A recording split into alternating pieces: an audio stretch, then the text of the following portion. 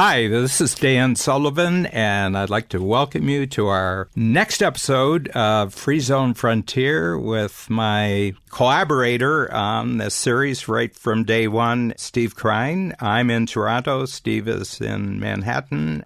Steve, first of all, things are moving very, very quickly in both of our worlds. Very much so. I guess that's what happens when you decide to bet the future on your imagination. Well, first of all, Dan, great to once again be spending time talking about one of my favorite topics. Well, Steve, this is going to be a 2-episode concentration on your model, which is startup health. I really intend the 2 episodes we do to reinforce all the entrepreneurs in the 10 Times and Signature program at Strategic Coach, but also to everyone who's involved in your network, in the actual network of Startup Health. And, you know, if we get everybody really intrigued in those various different groups, I feel that we've done a really great job. This is just an idea occurred to me because I had the opportunity last November. We had a special event, and you had your team there, your management team with you. So I had a chance throughout the day that we did in Chicago of going through and explaining to team members what, you know, in terms of your own understanding of your own model. But right near the end of the day, I just came over for a little discussion. I said, Steve, you know, it just occurs to me that what you're doing is unique in the world from my perspective in this sense that it seems to me that you've created the first global entrepreneurial R&D lab. And I can't see how anyone who didn't have your background and your instincts could have done it. So it really struck me that this is kind of like a end result. This is kind of like of 25 years that you've been focusing on, both in terms of how you've investigated your best spot as an entrepreneur, your best direction using your particular set of capabilities. But you come up with something that is just incredibly unique in the world. I just want to ask you the question, when I said that Startup Health is the first global entrepreneurial R&D lab, what were your thoughts? Because you found that an interesting thought. It was exciting to see you come to that conclusion. Also, like you mentioned, knowing me so long, also, 20 plus years, knowing that what we've been embarking on with Startup Health for the past 8 years has been called many things by many different people who understand pieces of it. Somebody understands the community aspect of what we do. Somebody understands the media and the communication aspect of what we do. Some people understand the coaching aspect. Some people understand the investing aspect. But very few people truly understand the macro view of really what the beauty of all of this being done together is. So a few years ago, one of our partners, actually GE Ventures, Sue Siegel is the CEO, called what we're doing a collaboratory, where you're kind of geographically not limited to walls or even regions or countries. You've got this global, incredibly wonderful opportunity to kind of connect all of these entrepreneurs together. But a entrepreneurial lab, R&D lab, or anything else, in any other sector wouldn't have kind of an impact like it's going to have and is having in healthcare. And I think the focus of that R&D lab matters, right? We are focused almost so acutely on this notion of a health moonshot, a seemingly impossible goal, just like landing on the moon was in the early 60s, and how far away it might have seemed. That when we look at ending cancer, curing disease, making access to care available to everyone in the world, no matter where they live and no matter how much money they make, ending addiction, just these incredibly very important things that are impacting our lives today. And thinking about the fact that every day entrepreneurs all over the world are working on innovation, working on collaborating with each other to transform. When you said that, you kind of boiled it down to 2 words. Really just entrepreneurial R&D. And then when you add the idea of a global aspect to it, when you focus that lab on one thing, in fact, we call the health moonshots, these 11 health moonshots, our goal for the next 20 years is to achieve them. Yeah. And we only want to involve people around that goal who want to be involved, and move everybody else who doesn't have the mindset and doesn't have the commitment side. That really resonates. And so when you said that, coming back to the question, you nailed it. And I love the fact that it was coming out of your mouth, not mine. Yeah. Well, here's the thing, and I put down some of the success criteria that really makes what you do. First of all, it's incredibly transformative even to hear it talked about. But I think that the key to it, Steve, and we talked about this in respect to a lot of other things, okay, and I think that the reason why it's so powerful is because you started, it wasn't about some particular medical device in some particular subdivision of the healthcare or medical division. It was all of healthcare, all of medicine, and it was global. It's things that will be basically useful for everybody. Yeah. And when you think about it, next to food production, I think probably healthcare and medicine is probably the only other topic which fully involves every other human being on the planet at all times during their life. It's the buffer between living and dying. Basically, medicine and healthcare is the buffer that we all are hoping to keep between us and dying. Yeah, and I'm happy to say food's actually included in that, yes. Right? So, if you really just look at 7.5 billion plus people in the world, every man, woman, and child, the punchline of all of this is that we have an opportunity in our lifetime, without a doubt, to collaborate globally with the right people and organizations to make what seems impossible today possible. And we talk about vision, Dan, but lots of people have short-term vision, 3 years, 5 years. In fact, there's a lot of people pushing on short-term vision in a lot of the discussions. A lot of funding plays out that way, where VCs and investors look for, what do you want to do in the next 3 years and 5 years? And very often not allowing them to think beyond the period of time that, quite frankly, a lot of funds have life cycles of 10 years are built for. And so when you think about 20, 30 years out and you're freed up to think about the impact you can have in that period of time, that's the shift. So when I think about 1900, there was still no flight, no airplane. Flight takes off in the early part of the century. 30 years later, it's transatlantic flight. 30 years after that, there's a man landing on the moon. So you think about these 30-year jumps from, first flight, first transatlantic flight, landing on the moon, and then you look at another 30 and you're like, what happened? Where is that next jump? And so healthcare, I think, has an opportunity to use that same kind of aspirational goal setting, but giving it enough time to happen. Yeah. So giving it 20, 30 years, you have to have a global vision, but it needs to be out a long enough time to think about impact and think about what's happening in the next, 90 days or next few years as just steps towards that. And that's, I think, one of the most important things that we spend time on with people is understanding that global long-term vision is the big piece. And that's why we feel so passionate leading with that. But I think that the ingenious part about this is that you're attracting people with absolutely narrow visions in order to make up the broad vision, because all the R&D work, the research and development, is being done by entrepreneurs who have entrepreneurial companies who want to be really, really successful with their particular vision of a great improvement. Talk about the difference that makes from the standpoint of R&D, where there's huge R&D labs that are owned by major corporations. Yeah. But they each have a narrow vision. More and more we're beginning to understand that almost all intelligence is narrow. In other words, your brain is looking for something, but first of all, it's taking you 25 years and it's a continually growing project. But you move from a particular area of taking advantage of the internet in the late 90s, where your narrow focus was really, really on advertising. You were one of the early .com pioneers, but you were also one of the few .com winners, and all the winners that happened. But something happened with you that took you from really being an early pioneer in one particular business. Back then, in the late 90s, you also had to explain what you were doing to most people.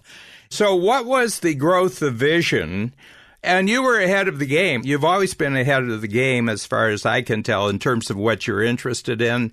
You've always been ahead of the game in terms of what you're experimenting. But two things, how did it become global, the vision? But the other thing is medicine and healthcare. There's some magic click that happened that triggered you to a much bigger picture.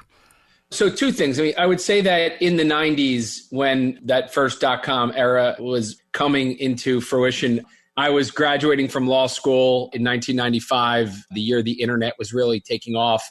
It gave me the impetus to start my first company, get seed funded. And I would call my first journey not only into entrepreneurship, but into everything that I'm doing more mercenary than missionary, and focused on, I hate to say it, it was an opportunity to make money and to build a business, not to change the world and make an impact. And my vision wasn't any further than a couple of years out. In fact, there's probably things that I was talking about that sounded like a 1-year vision or a 2-year vision or a 3-year vision. So not embarrassed at all about that, but very much being transparent about, I think during those years, first of all, I wasn't free to think about long term. Yeah. Debt that I'd accumulated in law school and college was massive, a couple $100,000. And so I don't think I was free to think about it, because it was more like, wow, this is the internet. It's going to change the world. How can I take advantage of it, make money from it, right? Not what I think I was able to unlock because I was able to IPO my company and sell my company and finally have the freedom, no longer in debt now with money to play with, that I could not only step back, but with perspective now, have the ability to look at what I want to do with the rest of my life and how I want to spend my time. And I think I absolutely credit you and Strategic Coach and the community for kind of opening up my eyes to the freedom of my time and the freedom of my purpose and the freedom of my relationships and the freedom of the money that now is available. And so once you have that, for me, I was able to see much bigger and much longer. Well, can I tell you a crucial step that I don't want you to skip over here? Because I can remember the discussions after the IPO sale. I mean, after the company was actually sold, period. It was sold on the market. And I think we should stress this, that the game that we're talking about, you can't play this game if you're not confident about your cash flow. Because by the very nature of that, you have to think short term. You can't think long term. And you can't think too far beyond your own needs. Okay? What happened, and this is an observer, I've watched you, and I'm very, very good. I'm a fifth child. I practice on my 4 older siblings, and so I have a notion what other entrepreneurs are doing. You created a unique coaching program, and I remember the coaching program, and I call it the Startup to Payoff coaching program for entrepreneurs. You created that. And I'm not entirely sure why you created it, and I think you thought of this might be a really interesting coaching program, but it is really fundamentally the glue that hold together both on the entrepreneurial side and on the investment side. It's the coaching program that you created in the early 2000s. What I thought, and I got to tell you, there was an exercise we did, the results multiplier that we did. It, of course, came at the perfect time for me, which was after the sale and after I was left the company and I was thinking about what I wanted to do. And your exercise was looking backwards. What were the 5 biggest things that gave you productivity and the 5 biggest decisions that gave you leverage? And the analysis was really, I want to call it a postmortem, right? It was very therapeutic, by the way. It was better than a therapy session could have ever been, because what it did was it took the prior, let's call it 8 years, and put all of the context around the productivity leverage lens, which gave me the impetus to say, wow, had I known then what I now know, what would I have told that entrepreneur in 1996 starting the company versus what I was now able to see after the full life cycle that I had lived through? My instigation was, I can coach other entrepreneurs on what I've learned. And I didn't have the perspective, again, at that time yet, because it wasn't focused on healthcare, that it wasn't just about building a business and raising capital and exiting, which, again, that was my perspective of my mercenary years as an entrepreneur. And that actually led to not only a series of things, but one of my investors from my first company, who was part of that mercenary years of my life, who joined my company board after we went public and helped me sell the company. And he was diagnosed with pancreatic cancer, right? That was all of a sudden like a very different conversation about everything that we were doing, because all of a sudden I was like, wow, exiting, selling, raising capital, that doesn't matter. Here is one of my mentors, one of my advisors, one of my friends who was now going to be fighting for his life. His request at the time was to use my knowledge, and not obviously medical knowledge, but internet knowledge and technology knowledge, to help him and his family navigate this using technology and the internet to unlock perhaps a silver bullet in extending his life, not saving his life. I would call it a shake. Yeah. It was almost like a rattle to my core that what I was doing had not any impact at that moment on impacting people's lives. I was focused on helping entrepreneurs figure out how to make money and figure out how to sell. And it seemed all of a sudden instantly meaningless. Yeah. And I have to tell you, you haven't fully told me that before. So here it is.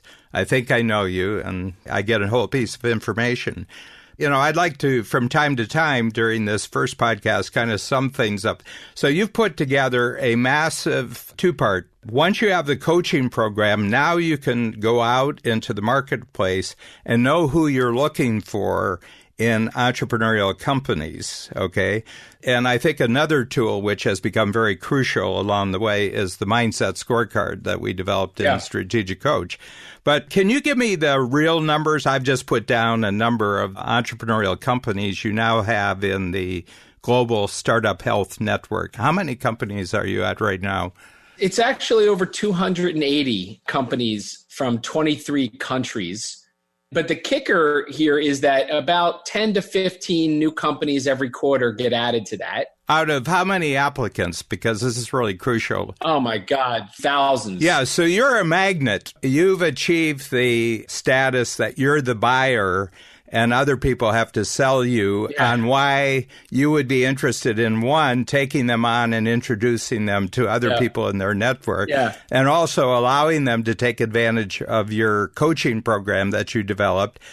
The other thing is, and we haven't gotten to that yet, but this is really what makes it extraordinary exponential, but just talk about the companies themselves and what you've learned about who belongs and who doesn't belong. Yeah. So I want to close one gap before I do that, which is we were talking about how I got into healthcare, focused on that, to how we shaped Startup Health. Everything I described up until then was pre-Startup Health. Startup Health launched 8 years ago. And if I was to take my 20-year prior to starting Startup Health and sum it up, the things that I was now bringing to Startup Health and its vision were based on all of those raw experiences of productivity and leverage from all of those years, and now pointing that in a specific direction. And so I want to just kind of bring it together to say, absolutely. When we launched Startup Health, the coaching I had done became meaningless up until then, into what I would then begin and how we would begin coaching entrepreneurs. So it was almost a new line in the sand, right? And a new start on everything I had done up till there. We considered practice for what we were embarking on. I think I feel that way again today as I embark on the next phase of what we're doing. But the pieces were threefold. One, the incredible distinction between who's in your community. Everybody's in a community, right? Your family is a community. Your friends are a community. Your classmates, your team members. Who's in your community? And the power of a supportive community that has some shared values, some shared principles. And for me, it was having a shared vision and the idea that we could bring together a global army of entrepreneurs. We call it army because I think that it's what we're up against here. A global army of entrepreneurs focused on achieving health moonshots. So the idea that we would look for and be a quote unquote buyer of, in your language, entrepreneurs who have the aspiration and the vision to achieve a health moonshot. And given the fact that we're believers that this will happen, we wanted people to know it's a safe community where everybody's a believer. So we're all believers that we will do this together, can't do it alone, and that the power comes in numbers. And that R&D lab kind of thing you talked about is really the framework that I now can put around the metaphor of this idea of a man landing on the moon. 400,000 people, 20,000 companies collaborating over a decade to put a man on the moon. And by the way, bring them back safely. and bring them back safely, yeah. The Russians, by the way, had the first part of the formula. They just didn't have the second part of the formula. Yeah, exactly. So I want to point to this notion of like community, who's in the community, the idea that we have criteria of what we consider to be worthy of being in. And it's kind of a funny thing. We're both inclusive and exclusive at the same time, right? We want everybody's invited, but you have to have a mindset that is specifically in or has ambition to be in a certain zone, right? And it's kind of funny because everyone's welcome, but yet only certain people are welcome because, everyone says, I care about healthcare. I want to make an impact. Okay, well, do you have the right mindset? And so mindset has been a filter for the community, who we want to attract. And so going back to those numbers you were talking about earlier, thousands of people applying to be in startup health, but only selecting the entrepreneurs who we believe have the mindset to achieve the health moonshots, who are going to have the sustained resilience or the ability to have sustained resilience at what it's going to take to achieve those moonshots.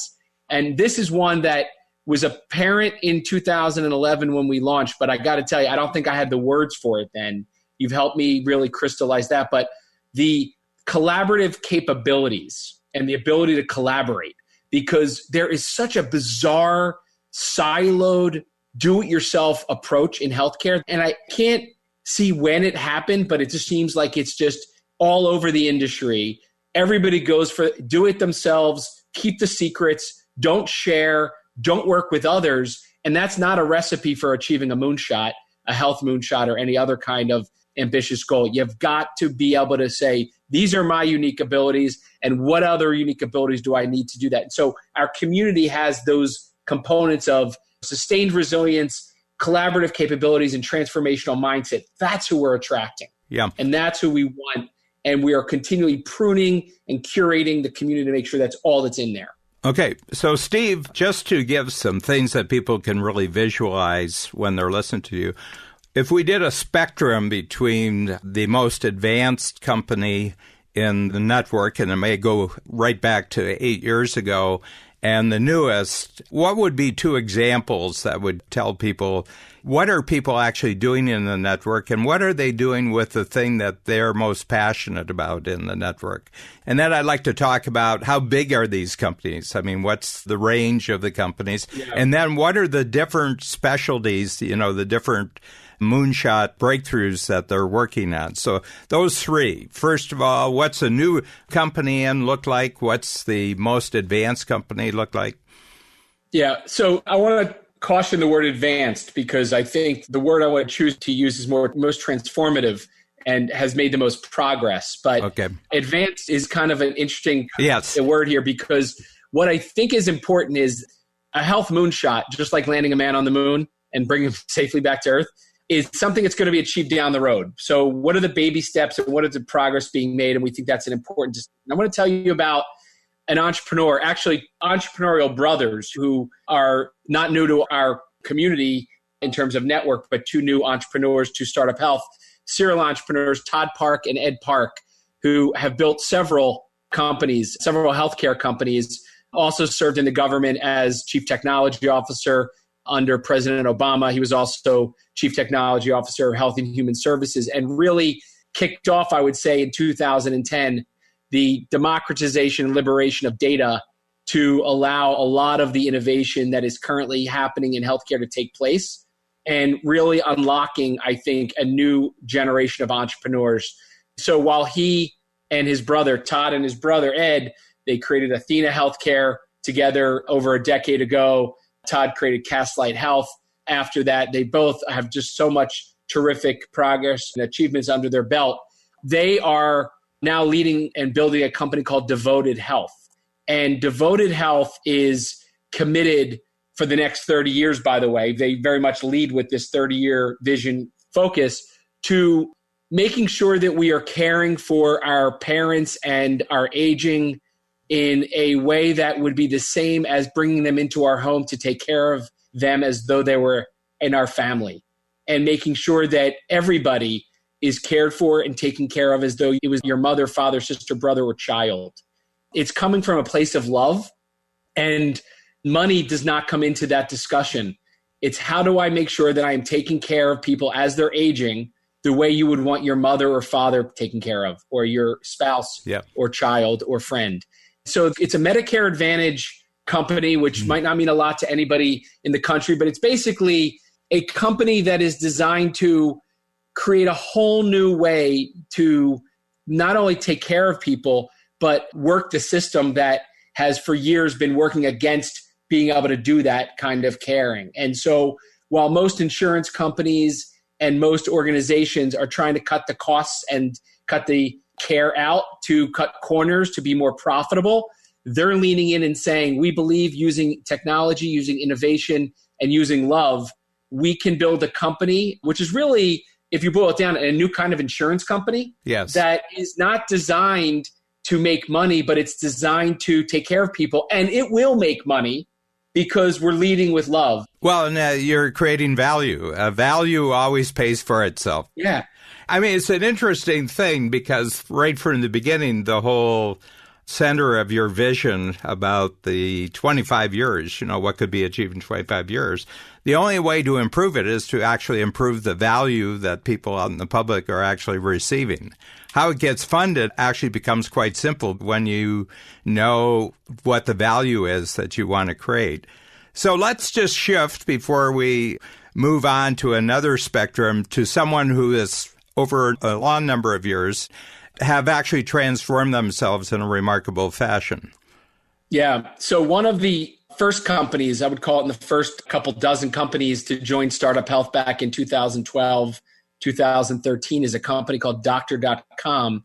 The entrepreneur is Andre Zimilis, Reed and Gary, his two co-founders in the company, who have really, what they thought in the beginning was taking a great domain name, Doctor.com, and really being an aggregator of doctor ratings, right? That was their initial thinking, that we would be the one place that would do all the doctor ratings. What they started to realize, and as we kind of discussed this idea of let's talk about what this looks like 10 years from now and 20 years from now, and kind of like breaking them from having a short-term vision of what they're just doing now to how they can use that as a capability to change the world. And what would it be like if you could wave a magic wand and have all the balls bounce your way over the next couple decades? What happens? And it started to unlock what I think has now become the most incredible transformation of a entrepreneurial vision from when they started to something that now looks like we're going to make sure that all of the best caretakers, clinicians, doctors are the ones that serve people, and all of the ones that aren't good, whether it's bed manner or capability or intelligence, get weeded out. And so now we're talking about people all over the world can now access the best care and do it because with confidence they can rely on a massive amount of visibility into who the best doctors and clinicians are. And we could talk about like a restaurant in New York City and where you're eating, but that's not really, other than having a good meal. When you're talking about a diagnosis of brain cancer or Alzheimer's disease or living with a rare disease, or you're aging and you're trying to figure something out that could extend your life, you want the best of the best of the best. And yes. Doctor.com is enabling that because they've democratized this on a global scale. And so Doctor.com is making incredible progress, easily one of our breakout companies. The reason I talked about advancement there is it's really about the quarter over quarter progress they're making. And when you look at it, it's compounding. Yes. And they will achieve the moonshot of making sure that everybody all over the world can access the best of the best without any geographical or any other barriers to that information, which is so critically important. Yes. And they're just terrific entrepreneurs like Todd and Ed Park, and like a lot of our entrepreneurs that we attract. Yeah. They've got the seeds, but then it gets unlocked and really expanded inside of the Startup Health. Yeah, the interesting thing is, I'm always charmed by the fact that the entrepreneurs are the biggest audience for great entrepreneurial stories. And you've just kind of given us a tease of someone who just came into Startup Health, and then someone who's been there right from the beginning. But there's 280 other stories in the middle that each of them we could go on for a half hour and talk about the impact on the increase of value of healthcare and medicine around the world. And all these people are collaborating with each other. Yeah. You've set up a coaching program which allows them to have their own growth plan with what their particular individual vision is, but you've also created a community, a coaching community, where they get to coach each other on how they're approaching their vision. We had a workshop for our companies, and there was probably a period of 25 minutes, maybe a half hour even, where none of my team or I said a word. I felt like I was watching a pinball game. You know, the ball went over to one entrepreneur talking about, quite frankly, one of his challenges. And rather than myself or one of my team members leaning in with a suggestion, a coaching hack or something they could do, somebody else leaned in with what they did. And while they might all be referencing vocabulary that we've been sharing now in our coaching program, they're all supporting each other. One of the entrepreneurs called it like an entrepreneurial 12-step community where they were all, it wasn't commiserating, it was almost like being vulnerable about what is literally going on a daily basis and how you could feel defeated, but how everybody feels beat up every day. And it's part of the game, and how you have to take it all in with the end of your day, you know, positive focus and biggest insights on what you're grateful for accomplishing. And so, yeah, it's really this idea that no one's alone. Yes. And if I was to sum up the words that people say when they get into startup health is from that day forward, they're just no longer alone. Mm-hmm. We're approaching the conclusion of this first of two podcasts. And Steve, I want you now to really talk about the huge thing that you've built that now makes you extraordinarily attractive to very, very large collaborative investors. This is the other side of the global entrepreneurial R&D lab. Yeah. What the benefit is that you bring to a particular network of investors, and kind of mention the different kind of investors because they're looking for different things and they're doing different things. But you've uniquely, in the same way that you've attracted and screened who gets to belong to the actual entrepreneurial network, you've also done exactly the same thing to the investment community. Yeah. There's kind of two flavors of, I would say, investors that we organize them into, or I would call them really communities. One is the Startup Health Investor Network, which is a global curated network of angel investors, which are the individual investors who put money into startups, venture capital investors, and corporate venture capital investors, where there's organized pools of capital, either raised by a group of people, which is called a venture capital firm, or a corporate venture arm where they take money off the balance sheet to invest. Family offices, private equity firms, foundations, through our community of companies are investing in our companies. And so we have a great deal of interaction with them to develop a relationship to understand their mindset. We've built a curated network of investors, not just who they are and how to categorize them and what they invest in, but their mindset. So are they batteries included? Do they support the achievement of moonshots? Are they long-term thinkers? Are they entrepreneurial friendly? And really weed out the ones that aren't. And quite frankly, while we started this curated database of investors in our investor network that we track in something called Startup Health IQ, but the entrepreneurs in Startup Health are the first ones to raise their hand and say, I had a good experience with them, I had a bad experience with them. And it's the signals from the community that tells us who in that network we should be leaning in on and investing alongside of and bringing in to show opportunities to invest in our companies too. So that's kind of one group. The other group are investors in Startup Health. They're what we call our limited partners in our funds or investors in our original founding structure. And those investors are not only investing in Startup Health, but because Startup Health invests in these entrepreneurs, they're also aligned with the incentives that we are to make the company successful. That LP network, which is what we call limited partner network, are cherry-picked investors who've not just said they like and want to be involved, but they're actually financially incentivized with us, so we're all aligned. It's around the same exact criteria we use to choose entrepreneurs. Obviously, their unique ability is different, but their mindset's not. So do they have a transformational mindset? Do they realize their role in achieving a moonshot might be backing the companies? Do they realize their role in the achievement of mindset might be helping find other partners or team members or other ways to help those companies? So this mindset filter allows everybody to be aligned, but also clearly and transparently on the same team as the entrepreneurs, because they care about the moonshots. Many of them are personally vested because of a personal family member or friend, a loved one, or themselves that have been impacted by health. And so we have become a catalyst in the same way we have for entrepreneurs to making a family-like environment for investors in moonshots to come together and look at deals and look at opportunities to get involved. And so we've curated for them the best investment opportunities around the world.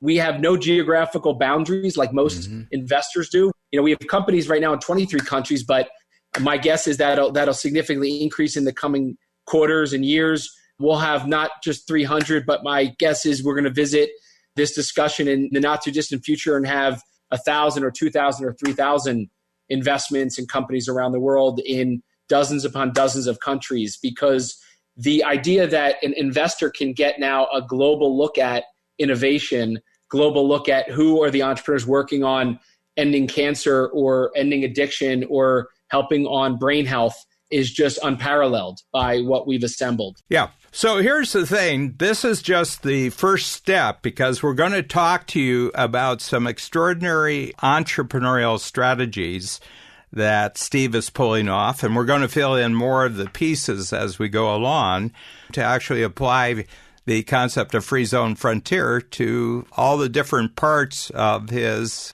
organization. Excited to do so, Dan. And while I look forward to our next episode, I have to tell you what you just mentioned around my progress and my growth. I fully attribute to the ability to step back every 90 days with you and think about my thinking and really get freed up to be able to have the clarity that I now have and the confidence I now have and the achievement I now have as a result of your coaching and your real desire to unlock this element of all entrepreneurs. So thank you. Thank you. See you next time.